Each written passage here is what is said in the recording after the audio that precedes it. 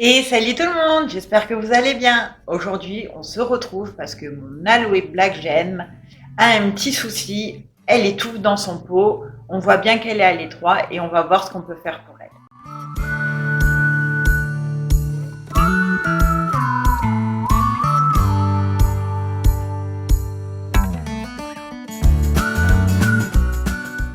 On va faire un dépotage, on va la nettoyer, on va séparer les pieds et du coup on va bien comprendre comment la plante se comporte quand elle l'étouffe. Alors pour commencer, on va parler de l'arrosage. Je l'ai arrosée il y a à peu près une semaine pour que je puisse la manipuler sans problème. Mais pour que ça fonctionne, en fait, il a fallu que je lui fasse un bain d'une demi-heure. Parce que ce qui s'est passé, c'est que je l'ai arrosée à plusieurs reprises, évidemment toujours en attendant un laps de temps, mais elle ne se remplissait pas. Donc j'ai essayé un arrosage classique, rien à faire. J'ai essayé un petit bain de 10 minutes, vraiment juste pour que le substrat boive, rien à faire. Et il a fallu que je la laisse tremper pendant une demi-heure pour que ça donne ça. Et encore, là, c'est pas le top, mais déjà, c'est beaucoup mieux. Alors, pourquoi elle réagit comme ça? Déjà, je pense que la terre, qu'il n'y a plus de terre, que la plante a mangé toute la terre. La plante s'est tellement développée, en fait, il y avait juste 1 ou 2 pieds dans le pot, il y avait énormément de place. Et en très peu de temps, elle s'est énormément développée. C'est le problème de ce genre d'aloe, c'est-à-dire qu'on ne peut pas les mettre en pleine terre parce qu'il faut absolument les canaliser parce que sinon, ça devient une horreur, un nuisible. Ça se propage partout et ça mange les autres plantes. Donc là, si on compare la taille du pot, donc la terre, elle s'arrête à peu près ici parce qu'elle est bien descendue, à la base, elle était là. Si on compare, donc la terre est là, et si on compare la taille du feuillage plus les racines, on voit bien que la plante n'aura jamais suffisamment de terre pour garder la bonne humidité, pour bien l'arroser, pour bien qu'elle boive en fait, tout simplement. Et pour moi, pour qu'il y ait un bon équilibre, il faut à peu près que feuillage plus racines égale terre. Ou à la limite, 1/3 de terre pour 2/3 de plantes et racines. Mais en dessous, j'ai peur pour la plante. D'ailleurs, là, on voit bien qu'elle n'a pas pu se développer correctement. Il y a plein de feuilles qui ont séché, donc dû au manque d'eau et au fait qu'elle soit étouffée. Donc là, ce qu'on va faire, c'est qu'on va bien la rempoter ensemble. On va voir ce que ça donne. Et comme ça, vous allez mieux comprendre, je pense. C'est aussi une plante qui a manqué de lumière et très rapidement, en fait, elle a perdu sa jolie couleur, on va dire des reflets noirs, parce qu'elle n'est jamais devenue totalement noire, mais elle avait quand même des reflets beaucoup plus foncés.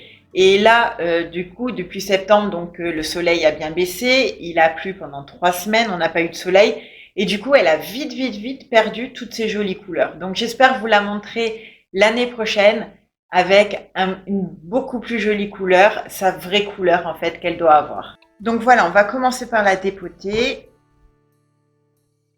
Donc on voit bien la taille du pot, la taille du feuillage. On va sortir ça doucement comme on peut.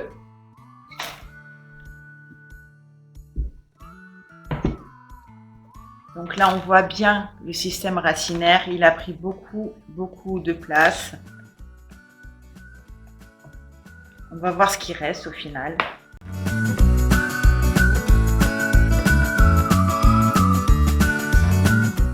Voilà, c'est tout ce qu'il y avait. Tout le reste, ce sont des racines. Il reste un petit peu, mais vraiment légèrement. Donc là, les racines, elles sont énormes. On va essayer de séparer les pieds. On va nettoyer. On y va délicatement. On essaye de la blesser le moins possible. Ça vient tout seul, ça sert à rien de tirer. Ah, il y en avait 2.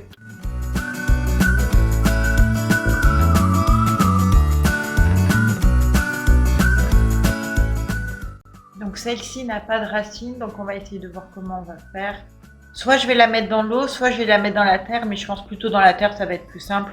Je vais carrément mélanger ce pied avec le reste de la plante. Donc voilà, là on voit, c'était la plante mère en fait. Donc imaginez tous les bébés qu'elle a fait et regardez le système racinaire du coup de celle-ci. Donc là ce que je vais faire, je vais couper un tout petit peu, vraiment pour raccourcir parce qu'il y en a vraiment énormément. Et si on continue comme ça va faire exactement la même chose. Donc on coupe, on n'hésite pas. Un petit tiers, ça lui fait pas de mal du tout.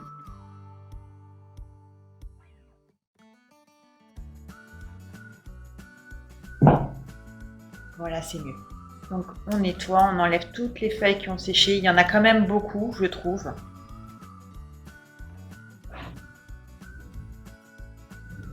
Qu'est-ce que tu fais là? Oh, ma fille.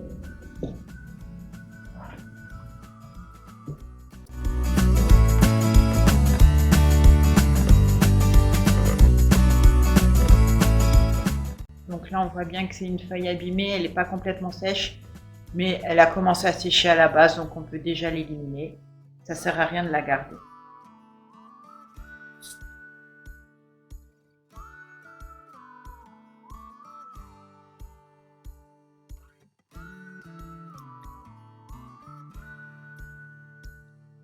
Donc là, on voit bien quand même qu'elle a manqué de place, hein, parce que les feuilles ont vraiment beaucoup séché. Elles étaient comprimées, elles manquaient certainement de nourriture et du coup, elles n'arrivaient pas à boire correctement. Donc automatiquement, la plante s'abîmait beaucoup plus vite. Regardez-moi tout ce que je jette là, c'est énorme le gaspillage. Mais elle a poussé tellement vite que j'ai pas pu m'en apercevoir assez vite, quoi. Et puis même après, je l'ai rempoté, je crois, l'hiver dernier, donc je comptais le faire cette année, mais pas aussi vite.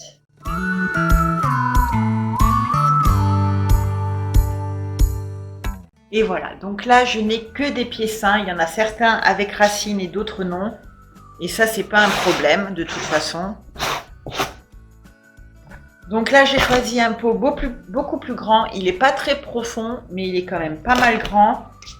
Et je vais essayer de bien les espacer, comme ça, elle va pouvoir se développer bien correctement. Donc toujours pareil, terreau pour cactés succulentes avec du sable. Un bon tiers de sable pour que le drainage se fasse correctement. Sachant que là, en plus, le pot est grand.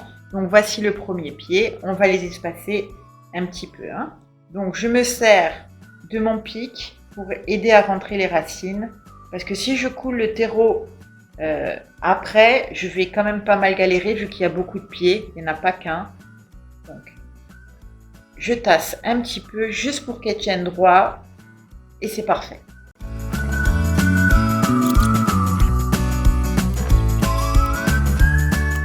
Donc celle-ci n'a pas du tout de racines.